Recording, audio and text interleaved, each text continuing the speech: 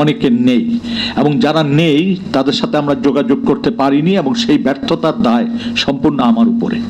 যেহেতু আমি তাদের চিনি এবং আমি তাদের স্মরণ করতে পারিনি, ভুল যদি হয়ে থাকে সেটা আমারই হয়েছে। তারপরেও আমরা বলবো যে কাজটি শুরু করলাম, ভবিষ্যতে আমরা চেষ্টা করব যতটা ত্রুটিহীনভাবে আমরা এটা করতে পারি।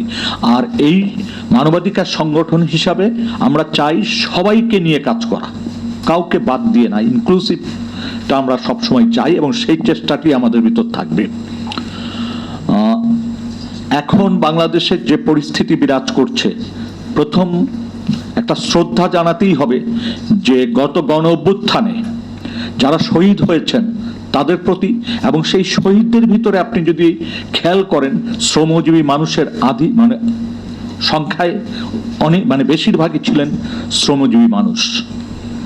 তার মানে বাংলাদেশের আন্দোলনে সেই 60-এর দশক বলেন বা 50-এর দশক থেকে শুরু করে আজ অবধি যত আন্দোলন হয়েছে, সেই আন্দোলনের বাঁক ঘোরার ক্ষেত্রে বাংলাদেশের শ্রমিকরাই হচ্ছে মহান দায়িত্ব পালন করে, এবং তাদের সবচেয়ে প্রিয় নিজের জীবন সেটা বিলিয়ে দেন।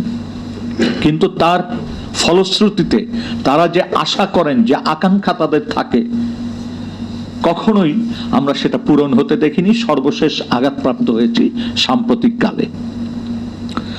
এখনো শ্রমিকদের দেখেন, মালিকরা কিন্তু চিকিৎসার জন্য কোটি কোটি টাকা ব্যয় করে বিদেশে চলে যান, কিন্তু একজন শ্রমিক ঢাকা মেডিকেলেও চিকিৎসার সুযোগ নিতে পারেন না, কর্তৃপক্ষ সেই সুযোগ দেন না। ব্যক্তিগতভাবে কেউ চেষ্টা করলে সেই সুযোগও বর্তমান যে সমাজ সেবা ব্যবস্থা সেটা পান না।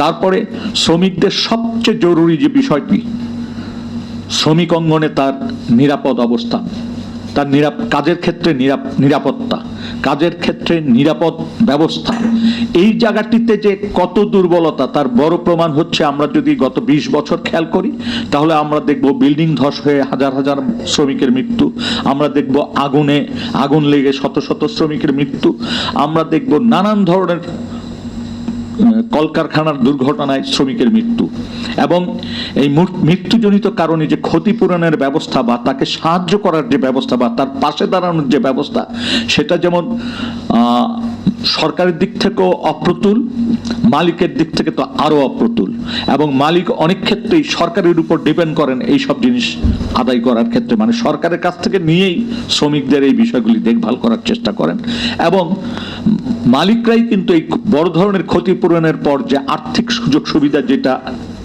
নেওয়ার কারখানায়, সেটা কিন্তু তারাই বেশি অংশ নিয়ে নেন।